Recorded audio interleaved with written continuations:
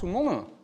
Je m'appelle Johan, ça s'écrit Johan, mais ça se dit Johan, parce que tout à l'heure il y a eu un petit micmac, mais ça arrive à tout le monde. Je suis développeur plus spécifiquement back-end, on peut dire full stack, mais je préfère le back-end dans l'ensemble. Depuis un peu plus de 10 ans et j'ai pas mal bossé sur des sujets d'API dans l'ensemble, que ce soit des API publiques, privées, etc. Et j'avais envie de partager avec vous un sujet qui me tient à cœur, que moi je trouve vraiment très intéressant, qui est l'idempotence. Déjà, qui dans la salle connaît l'idempotence? Si vous pouvez lever la main. Ok, donc quelques personnes quand même, presque une moitié.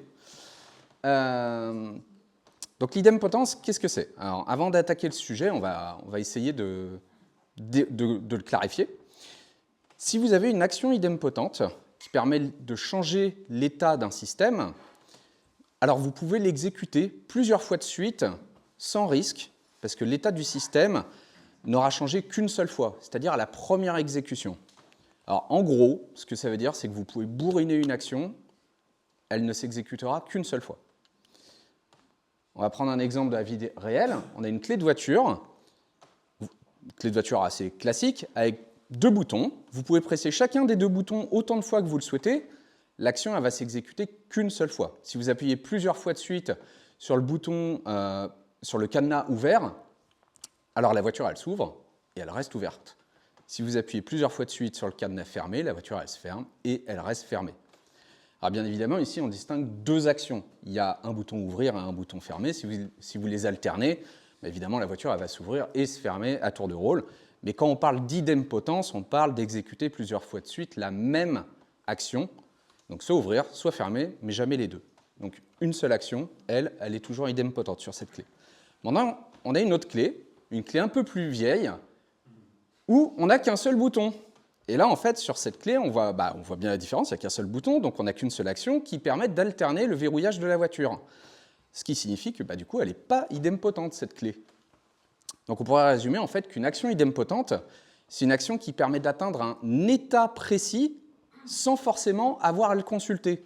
Et là, je vais vous faire un super exemple. Vous arrivez avec votre voiture, vous la mettez dans le box de votre garage, vous refermez la porte, vous ne vous souvenez plus si vous avez fermé la voiture. Et bien, avec cette clé, vous allez devoir revérifier, vous allez devoir rouvrir le garage, vérifier est-ce que ma voiture est bien fermée après que j'ai appuyé sur le bouton, tandis qu'avec la première clé, vous n'avez pas ce problème. Alors, quel est le rapport avec les API?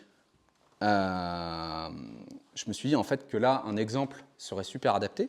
Donc, j'espère que je n'aurai pas un effet démo et que l'exemple va fonctionner.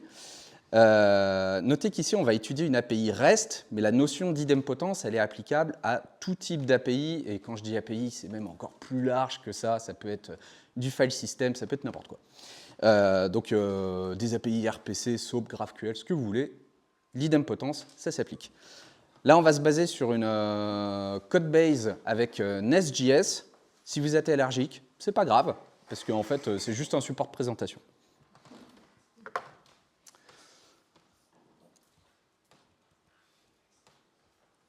Alors, on a ici une API très simple. On a une API qui permet de créer des commandes et les consulter. Donc, si on veut créer une commande, on exécute. Ah oui, à le noter, là, ici, j'utilise des commandes HTTP, POST. En gros, c'est HTTPy. C'est juste une alternative à curl un petit peu plus moderne, mais sinon, c'est pareil sur le papier. Donc, c'est une command line qu'on exécute. Si on exécute, on voit bien qu'à ce moment-là, là, j'ai la requête, et là, j'ai la réponse. Donc 201, created, j'obtiens un identifiant de commande, quelques infos, etc. Je retrouve aussi l'adresse que j'avais spécifiée. Si on consulte les commandes, on retrouve bien la commande que je viens de créer. Donc évidemment, si je recrée une commande et que je reconsulte mes commandes, maintenant j'en ai 2. Pas de surprise jusque-là. Alors maintenant, on va arriver sur un état. Vous voyez, là par exemple, j'ai un effet démo où mon fichier ne se rafraîchit pas. Donc on va arriver sur un état là. Alors, je vais vider ma base de données, vous comprendrez plus tard pourquoi. Mais l'idée en fait, c'est juste de réinitialiser les identifiants. Donc là, on arrive et on veut créer une commande. Donc, on exécute, et là, bah, on se rend compte, je vais vous afficher un peu plus, qu'on a un connection aborted. Et donc, en fait, on a bien la requête, mais on n'a pas la réponse. Et du coup, là, qu'est-ce qui se passe? Est-ce que la commande a été créée? Est-ce que la commande n'a pas été créée? Qu'est-ce qu'on fait? Est-ce qu'on peut rejouer cette requête en toute sécurité? On ne sait pas. Qui pense que la commande n'a pas été créée? Personne, vous êtes malin. Donc, on va passer à la suite. Et à la suite, là, on a le réseau qui est à nouveau de retour. Parce que du coup, là, on était sur un réseau instable. La connexion a été annulée. Ça arrive tout le temps. Si vous avez un téléphone mobile, ça arrive tout le temps.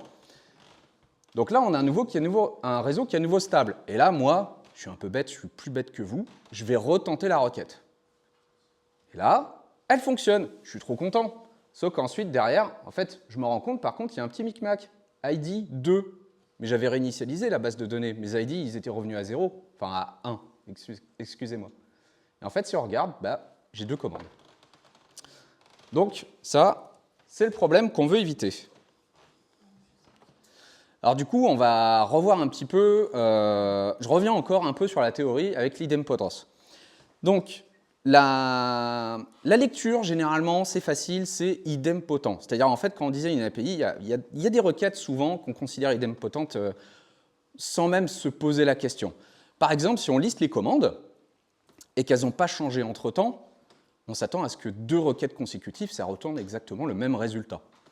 Donc là, on peut déduire que la lecture est toujours idempotente. Mais qu'est-ce qu'on fait de l'écriture? Là, déjà, c'est un petit peu plus complexe. Concernant la création de ressources, il y a de fortes chances pour que cette opération ne soit pas idempotente, parce qu'en fait, comme on l'a déjà montré avec la création de commandes, on fait 2 requêtes consécutives, bah, en fait, on a 2 commandes qui sont créées. Ensuite, on a la modification. Donc là, on a un exemple avec un joli schéma que j'ai dessiné moi-même. On a une modification d'une ressource. Cette modification, je la dis simple, parce qu'en fait, elle n'a pas de side effects. Elle n'envoie pas d'email, elle modifie des données dans la base. Là, on peut considérer que si on modifie plusieurs fois, et c'est ce que je montre là, on a une requête, puis une réponse, puis une requête, puis une réponse, on voit bien qu'en fait, je peux exécuter cette requête toujours de la même manière. À chaque fois, le résultat est le même. L'email est changé pour John Doe. Point. Par contre, ensuite, on a des modifications qui sont dépendantes d'un état.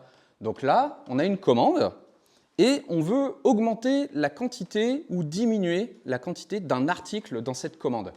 Donc là, bah, on veut dire plus 2. Donc si j'ai une commande qui, à la base, avait un article avec 2 exemplaires, je vais faire plus 2, j'obtiens 4, je refais plus 2, j'obtiens 6. Ce n'est pas idempotent. À noter que la spec HTTP, elle définit plusieurs méthodes HTTP comme idempotentes. Donc sans surprise, on y retrouve get, head. Il y a aussi des méthodes un peu plus techniques comme les options et trace, mais bon, on s'en fiche de ça. Mais du coup, ce qui est important, surtout, c'est que d'après la spec HTTP, excusez-moi, je perds un peu mes mots, toutes les requêtes put devraient être idempotentes. Et alors là, je vous mets au défi de me prouver que votre API privée ou whatever respecte ce principe sur les requêtes put. Je pense que c'est faux, et je peux vous le dire, c'est parce que moi-même, sur mes propres API, ce n'est pas le cas. Alors pourtant, je suis en train de prêcher la bonne parole. Donc c'est évidemment, par contre, sur l'API que je vous présente sur ce talk, j'ai évidemment tâché de respecter ce principe. Mais du coup, maintenant, donc put, c'est censé être idempotent. Maintenant, il nous reste post. Donc post, comment est-ce qu'on fait pour que post, ça devienne idempotent? Qu'est-ce qu'on fait? Est-ce qu'on doit abandonner? Bah non, parce que imaginez, vous dites à vos clients, bah en fait, on ne peut pas, c'est pas possible, c'est une API publique que vous leur fournissez, bah, ils ne vont pas être contents. Donc une première solution, c'est la seule solution même que je vais vous présenter, il y en a plusieurs, mais c'est d'utiliser une clé d'idempotence. Donc là, c'est très simple. On a un header, dans chaque requête, l'application qui initie les requêtes, donc ça peut être une application mobile, va créer un identifiant unique et aléatoire. Un UID, ça fait super bien le boulot, c'est très simple et on peut tous le générer.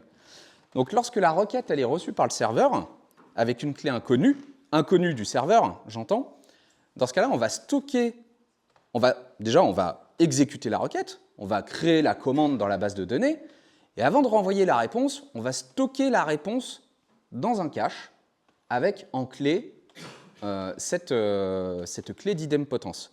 Et ensuite, si on reçoit une nouvelle requête, comme on le voit là sur la seconde partie du schéma, si on reçoit la même requête avec surtout la même clé d'idempotence, eh ben, en fait, on récupère juste la réponse depuis le cache et on la retourne. Alors vous allez me dire, c'est un peu chelou ta technique, Johan, est-ce que tu es sûr de ce que tu dis? Stripe fait ça. Donc si après ça, je ne peux pas vous convaincre plus, voilà. Stripe fait ça dans sa propre API. Donc maintenant, je reviens sur une petite démo pour vous montrer comment on implémente ça. Alors, ce qui se passe, je vais vous montrer mon contrôleur pour les commandes. Il y a beaucoup de choses, mais en vrai, la seule partie qui nous intéresse, c'est celle-là. Donc, on a un create qui accepte un post sur la route API orders. On accepte une adresse et ensuite, on appelle le service pour créer la commande. On se fiche de ce qui se passe dans le service, ça ne nous concerne pas. À ce moment-là, on veut ajouter le support de l'idempotence. Donc, comme je disais, on veut une clé. On veut lire une clé depuis les headers. Donc, je switch. Et là, on voit, alors là, d'un coup, j'ai un contrôleur bien plus crade, mais on fera avec pour le moment. On récupère la clé d'idempotence. On vérifie le chemin de la route, la clé d'idempotence, on génère une clé pour le stockage. Bon, bref. Ce que je fais, en fait, c'est que je crée une clé. Donc, j'utilise Redis pour le stockage dans le cache. Vous pouvez utiliser autre chose. On génère une clé dans laquelle je mets l'URL et la clé d'idempotence. La raison pour laquelle je mets l'URL, ce n'est pas obligatoire, mais je le recommande. C'est juste qu'en fait, si vous avez une application mobile qui à un moment rencontre un bug et utilise une même clé d'idempotence sur plusieurs routes différentes, vous serez bien content d'avoir ça pour éviter des problèmes côté serveur. Ensuite, on vérifie. Si on n'a pas de clé d'idempotence qui est fournie dans les headers, bah là, on ne s'embête pas, on crée la commande. Point. On peut aussi créer une API où on refuse tout simplement toutes les requêtes qui n'ont pas de clé d'idempotence. C'est tout à fait possible. Là, ce n'est pas mon cas. Si on a une réponse qui est déjà dans le cache, eh ben, on la retourne. C'est tout. On n'exécute pas la commande. Par contre, si on n'en a pas, bah, on crée la commande et ensuite, on stocke la réponse en cache et on la retourne. Là, j'ai décidé de, derrière ce truc un peu barbare, là, ça veut dire 24 heures. Je stocke la réponse pour 24 heures. Vous faites comme vous voulez concrètement. Ça dépend des usages, ça dépend de votre API, ça dépend de vos clients. Une API, ça dépend souvent de l'usage qui en est fait. Et voilà, c'est à peu près tout. Maintenant, qu'est-ce qui se passe? Alors, je vais faire la démo quand même, parce qu'on a fait le code. Donc ici, qu'est-ce qui se passe maintenant si on exécute ce code? Là, je fais la même requête que tout à l'heure, sauf que j'ai rajouté une clé d'idempotence. Donc je vous ai mis un joli UID. Si on exécute, donc on a une commande ID 3 qui est créée. Et si je réexécute, avec la même clé d'idempotence, on a toujours ID 3 qui est créée. Parce qu'au final, il n'y a pas d'autre commande qui a été créée. Si on utilise une autre clé d'idempotence, à ce moment-là, on a bien ID 4. Si on réexécute une ancienne requête avec une ancienne clé d'idempotence, on récupère toujours ID 3. Voilà. Donc ça, c'est le principe. Maintenant, je vais... j'ai un sujet... Alors attendez, je ne sais plus si je dois réafficher mes slides maintenant ou pas. Ah oui, non. Maintenant, j'ai un autre sujet. Des requêtes concurrentes. Qu'est-ce qui se passe si j'ai des requêtes concurrentes avec une même clé d'idempotence? Donc là, je vous ai fait n'importe quoi. Excusez-moi. Voilà. Est-ce que ça n'a pas messed up mon truc? Eh bien oui, si. Alors attendez, un petit instant, je suis désolé, l'effet démo. On va vider le cache Redis et on va retenter. Parce que je fais un double clic, ça a tout fait foirer. Je retente. Donc, on a une commande 7 et on a une commande 8. Alors pourtant, on a mis une clé d'idempotence. Et en fait, là, la raison, elle est assez simple. Donc, je reviens à mes petites slides. Donc, qu'est-ce qui s'est passé en fait? pourquoi nos requêtes, elles ont chacune retourné une réponse différente? En fait, sur le schéma, on peut voir là, on a 2 colonnes qui contiennent chacune les actions nécessaires pour traiter la requête en cours. Et de haut en bas, on voit le temps qui s'écoule. Alors, à noter que on parle d'exécution simultanée, mais c'est jamais... Bon, vous êtes dev, hein, vous savez, c'est jamais vraiment simultané. Il y a toujours quelques petites millisecondes, nanosecondes de différence, même si on dit vraiment simultané. Donc là, la requête A, elle a été reçue quelques instants avant la requête B, donc on fait une lecture du cache. Ensuite, elle va constater que, elle commence à lire le cache, elle voit qu'il est vide, elle va donc créer une commande. Le problème, c'est qu'en attendant, avant que la requête A n'ait eu le temps de créer sa commande et surtout de mettre la réponse en cache, la requête B, elle aussi, elle va lire le cache et elle va voir en fait qu'il est vide. Donc elle va créer une commande elle aussi. Et en fait, c'est comme ça qu'on se retrouve dans ce problème-là, en fait, c'est que le traitement de notre requête, il n'est pas atomique. On a une première action, puis une suivante, etc. Et en fait, entre-temps, il peut se produire n'importe quoi, comme une seconde requête. Du coup, la solution, là, ça serait plutôt de mettre un lock. Le principe, il est assez simple. Toutes les requêtes, maintenant, elles doivent appliquer un lock sur la clé d'idempotence. Un seul lock peut être appliqué à la fois pour une seule et même clé d'idempotence. Si on a 2 requêtes qui arrivent avec la même clé d'idempotence, il n'y a qu'une seule des 2 requêtes qui peut lock. Et s'il y a une requête qui souhaite appliquer un lock, mais qu'il en existe déjà un sur cette même clé, alors elle doit attendre que le précédent lock soit retiré. Et avec ce système, du coup, la première requête, elle arrive, elle applique immédiatement un lock, et puis quand la seconde requête arrive, quelques instants plus tard, elle va essayer d'appliquer un lock, ça va échouer, donc elle va attendre qu'il soit retiré. Et pendant ce temps-là, la première requête, elle va faire son travail, puis ensuite elle va retirer son lock, et enfin la seconde requête, elle va pouvoir appliquer son lock, elle va alors constater que on a déjà une réponse en cache, et bam, on ne fait pas la création de commande, on ne fait pas l'écriture du cache, on retourne juste la réponse en cache. À noter que... donc, retour à la démo. À noter que dans la démo, je vous ai parlé de Redis. Dans la démo, là, je vais vous faire un exemple avec... je vais y arriver. Dans le cache, pour la gestion du lock, j'utilise un algorithme qui s'appelle Redis Lock. Je vous laisserai regarder si vous êtes curieux et curieuse. Je me suis trompé de commit, pardon. Alors, maintenant, on a ajouté un lock. Donc, qu'est-ce qui se passe? Toujours la même chose au début.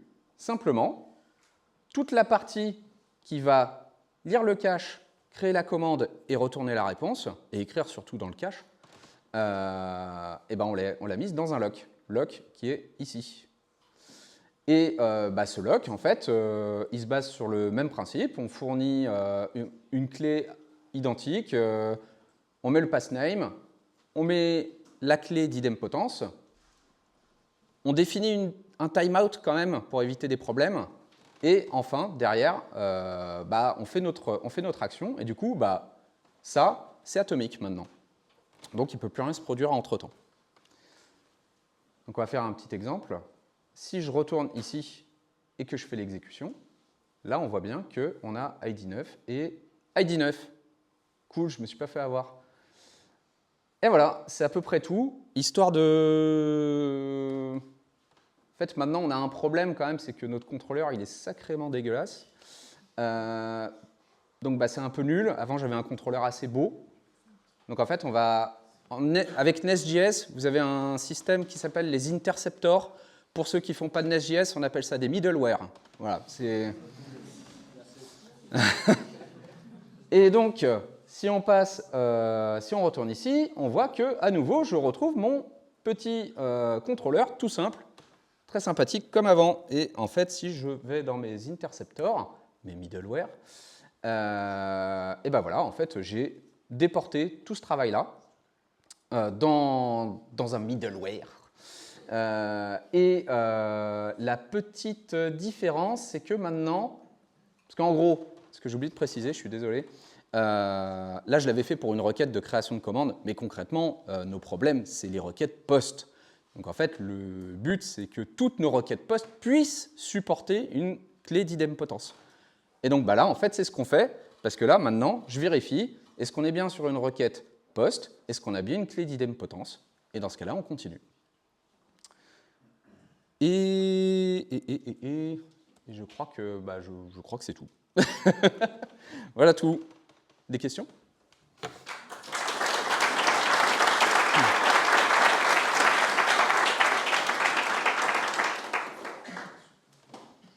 Alors, on a un micro pour les questions. Est-ce qu'il y a des questions? C'est loin. Si tu veux, je peux répéter si tu veux. Si c'est pas trop long, je peux répéter. Ouais, ça va.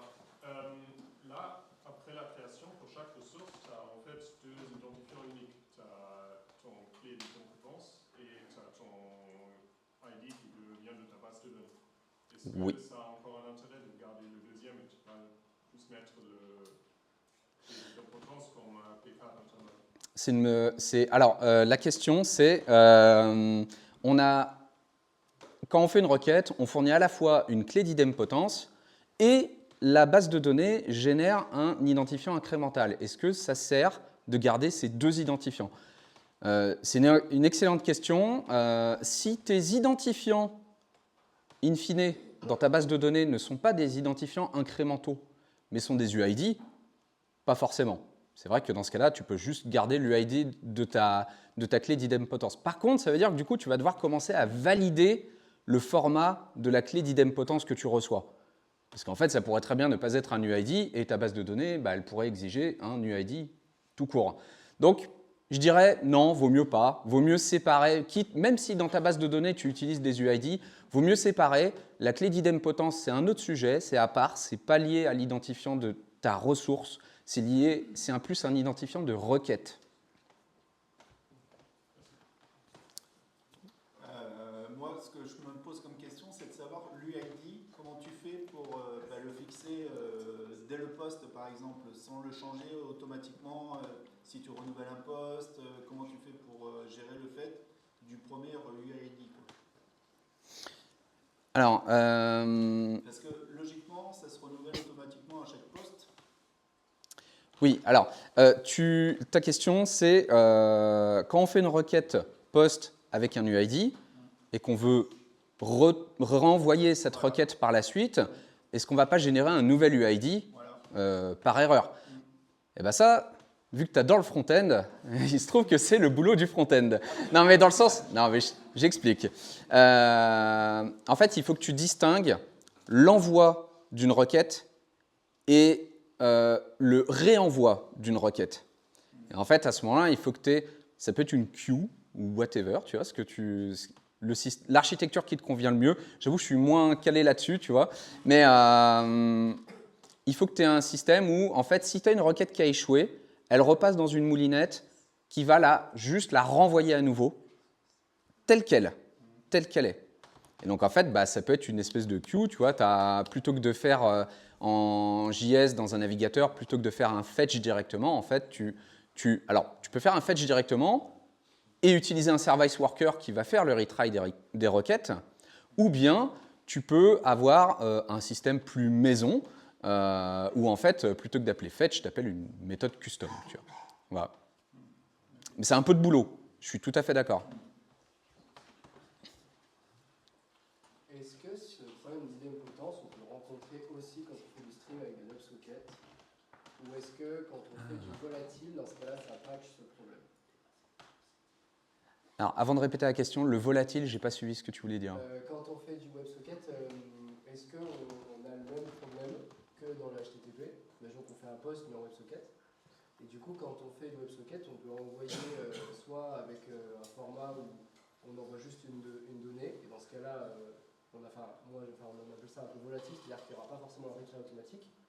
Ou alors, des fois, quand on fait du WebSocket, type socket.io, on peut dire qu'il y a un retry automatique. Et du coup, ma question, c'est est-ce que quand tu fais du WebSocket, notamment avec gRPC, tu as ce même problème-là aussi? Ou est-ce que tu as déjà eu d'expérience dans le stream? Alors, c'est une bonne. Alors, il faut que je répète la question. Est-ce que le problème d'idempotence, on le retrouve aussi avec les WebSockets? Ça te convient?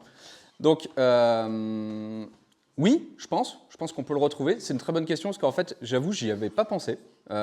parce que je n'ai pas encore eu le cas. Parce que généralement, moi, les fois où j'ai utilisé du WebSocket, c'était plutôt pour des events, et donc plus volatiles, comme tu le disais si bien.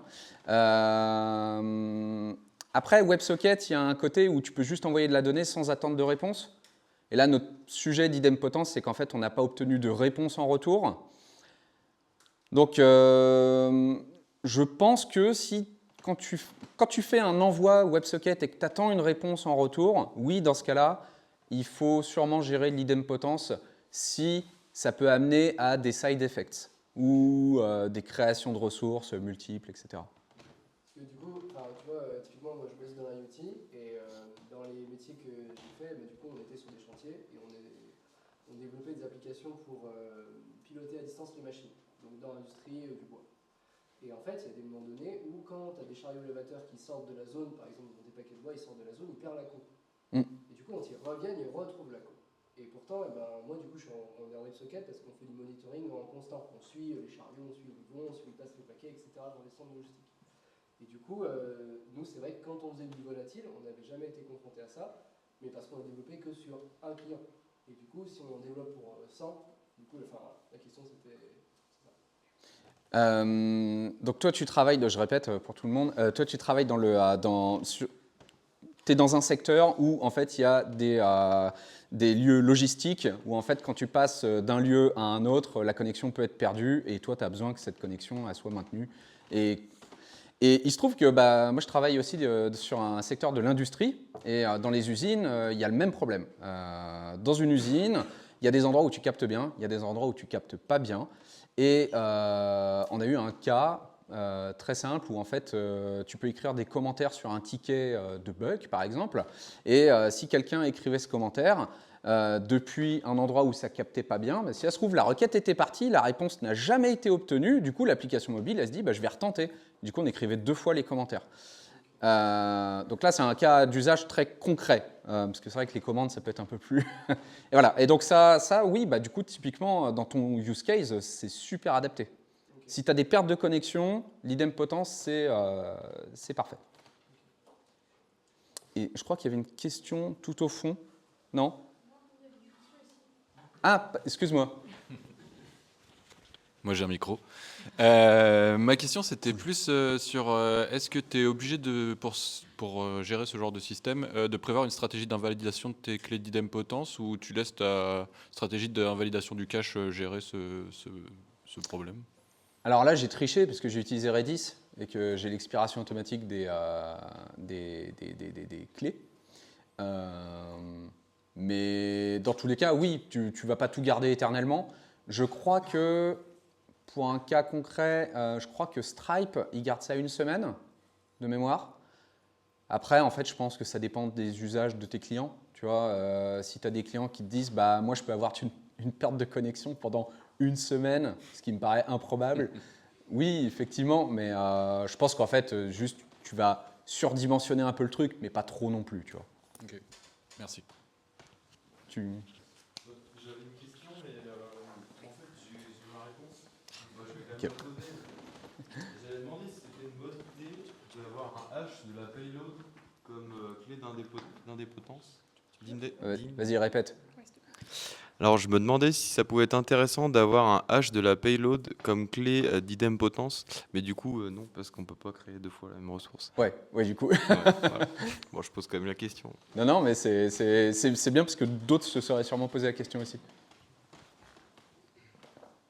On est tout bon? Juste pour info, c'est un extrait d'une formation que je suis en train d'écrire sur comment concevoir des API. Si ça vous intéresse, vous pouvez soit m'envoyer un mail, soit scanner le QR code pour vous inscrire à une... en gros, c'est un Google Form. Hein. Pour le moment, c'est très à l'arrache. Mais au moins, j'aurai votre email et je pourrai vous contacter. Il y a même une petite case à cocher pour que vous disiez « Oui, j'accepte que je sois contacté. » Voilà. Disclaimer, ça sera une formation payante. Mais voilà, si vous êtes curieux, je serais ravi. N'hésitera pas à la poser sur le Discord si jamais. Ouais, grave. Si les gens vous payent bien ce soir. Très bien. Et voilà tout. Merci encore.